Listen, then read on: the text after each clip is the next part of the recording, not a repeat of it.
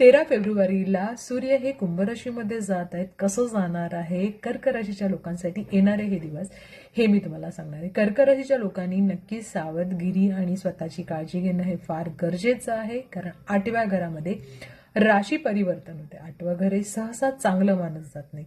आणि त्याचबरोबर त्यावेळेला 17 फेब्रुवारीला आहे सूर्यग्रहण.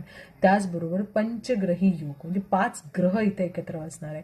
त्यामुळे कर्क राशीच्या लोकांनी स्वतःच्या मनस्थितीची, स्वतःच्या मनाची अतिशय जास्त काळजी घ्यायची आहे. घरातून बाहेर जात असताना, गाडी चालवत असताना किंवा ट्रॅव्हल करत असताना फार काळजी घेण्याची जास्त गरज आहे. कारण एक लक्षात ठेवा, 8वं घर समाधीला दाखवतं आणि त्या घरामध्ये 5 ग्रह एकत्र येतात, ग्रहणी आहे. त्यामुळे खूप साऱ्या गोष्टी इथे त्रासदायक सुद्धा दाखवतात आणि चांगल्या सुद्धा दाखवतात.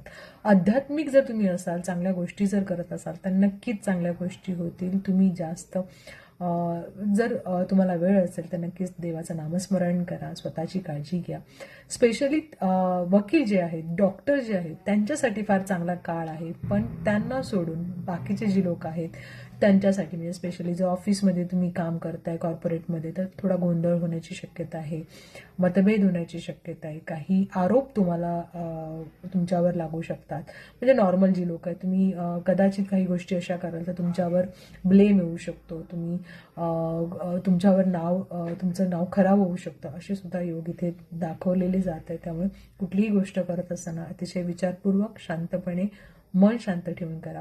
स्वतःच्या तब्येतीची तर काळजी घ्यायचीच आहे.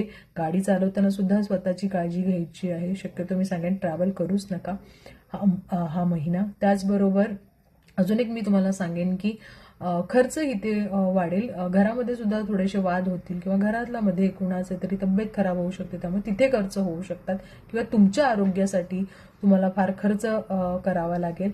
त्यामुळे स्वतःच्या तब्येतीची काळजी घेणे, मनावर कंट्रोल ठेवणे. मन फार चंचल होईल, खूप त्रास होईल, मनामध्ये खूप साऱ्या शंका येतील, अस्वस्थता वाढेल, निराशा मनात येईल. पण देवाचं नामस्मरण करा. खाली उपाय जे देत आहे, रोज सूर्याला अर्घ द्या, त्याचबरोबर आदित्य हृदय स्तोत्र करा, मंत्र देत आहे ते करा.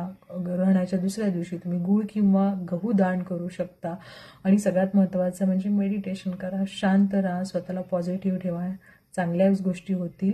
ज्यांची वाईट काही दशा चालली असेल त्यांना थोडंसं काळजी घ्यायची गरज आहे.